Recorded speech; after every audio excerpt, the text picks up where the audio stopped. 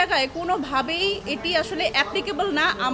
আমার উপরে এই আরপিওর এই ধারাটি। এই জায়গাটা আমার মনে হয় যে রাজনৈতিক ক্ষমতায়নের ক্ষেত্রে নারী পুরুষ সবার জন্যই আসলে এটি একটা বাধা। যাদের আসলে এই নির্বাচন প্রক্রিয়া থেকে বা একটা অবৈধ আনডিউ একটা প্রভাব বিস্তার করার জায়গা থেকে যাদের আসলে সরানোর জন্য এই আইনটা করা হয়েছিল, সেটা হচ্ছে মেইনলি আমলা, আইজিপি, যারা আসলে সত্যিকার অর্থে রাষ্ট্রের গুরুত্বপূর্ণ পদে থেকে এই ৩ বছর অতিবাহিত হওয়ার আগেই তারা যদি আসলে নির্বাচন করে, সেক্ষেত্রে যেই কনস্টিটিউয়েন্সিতে তারা নির্বাচন করে সেই ভোটারদের উপর একটা প্রভাব বিস্তার করবার জায়গা থাকে, এবং সে যদি আসলে নির্বাচিত হয় সেই প্রতিষ্ঠানকেও এক ধরনের অবৈধ সুবিধা দেওয়ার একটা সুযোগ থাকে। কিন্তু প্রথমত আমার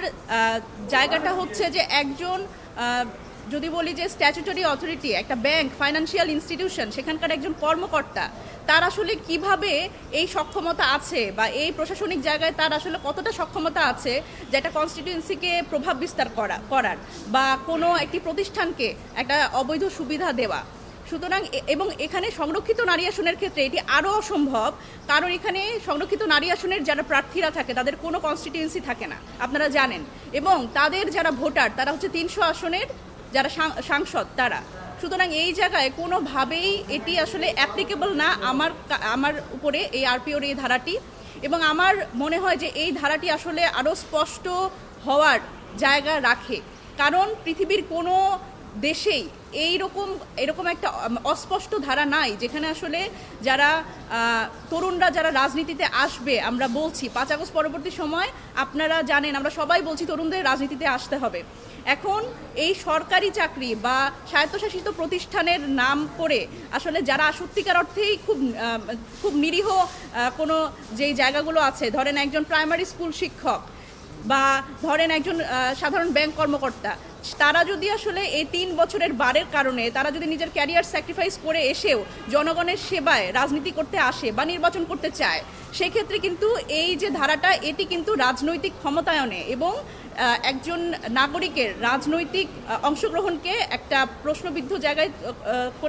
করে তোলে, এবং এই জায়গাটা আমার মনে হয় যে রাজনৈতিক ক্ষমতায়নের ক্ষেত্রে নারী পুরুষ সবার জন্যই আসলে এটি একটা বাধা। এবং দেখেন, আমি যদি বলি যে এই ফাইন্যান্সিয়াল ইনস্টিটিউশন এটা যদি বাংলাদেশ কৃষি ব্যাংক না হয়ে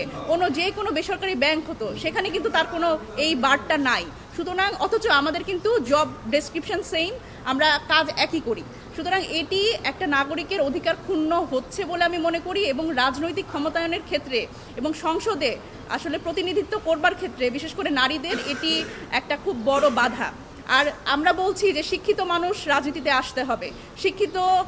মানুষ রাজনীতিতে না আসলে রাজনীতির যে বস্তাপচা রাজনীতির চেহারা এটা পরিবর্তন হবে না। তাহলে শিক্ষিত মানুষ যদি নিজের ক্যারিয়ার স্যাক্রিফাইস করে এই রাজনীতিতে আসতে চায়, সেক্ষেত্রে তাকে যদি এই ধরনের কালো আইন দিয়ে বাধা তৈরি করে রাখা হয়, সেটা কিন্তু আমাদের এই নতুন যে বাংলাদেশের কথা আমরা বলছি, রাজনৈতিক সংস্কৃতির যে পরিবর্তনের কথা বলছি, সেখানে একটা বড়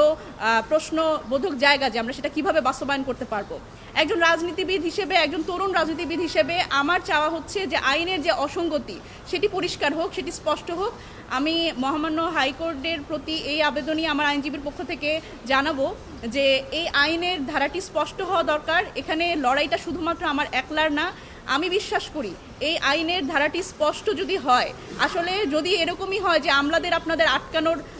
প্রয়োজন বা আইজিপিদের বা গুরুত্বপূর্ণ পদধারী যারা সত্যিকার অর্থেই প্রভাব বিস্তার করতে পারে রাষ্ট্রের বিভিন্ন জায়গায়, তাদের আপনারা আটকান, কিন্তু যারা আসলে এই ধরনের নিরীহ চাকরিতে ছিল তাদের আটকানো আমার মনে হয় না এটা খুব সঙ্গত বিষয়। সুতরাং আমার আবেদন এটাই যে এই আইনের ধারাটি আসলে আমি আশা করি স্পষ্ট হবে, এবং হাইকোর্টের আজকের যে রুল, এই রুলের মাধ্যমে আমরা সেই আইনি লড়াইটি চালিয়ে যেতে পারবো। ত্রয়োদশ সংসদ নির্বাচনের কথা বলছেন, সেটি একটা ভালো নির্বাচন হয়েছে, কিন্তু বেআইনিভাবে কেন? দেখেন, আমি যদিও এখানে বলি যে রাজনৈতিক জায়গা থেকে আইন তো সবার জন্য সমান, আমরা জানি, কিন্তু আপনারা দেখেন যে বিএনপির কিন্তু 4 জন সংরক্ষিত নারী আসনে তারা কিন্তু সংসদ সদস্য হিসেবে শপথ নিয়েছেন, কিন্তু তাদের কিন্তু এই আরপিও অনুযায়ী তাদের নানান ধরনের অযোগ্যতা আছে। একজন একই রকম স্বায়ত্তশাসিত প্রতিষ্ঠানে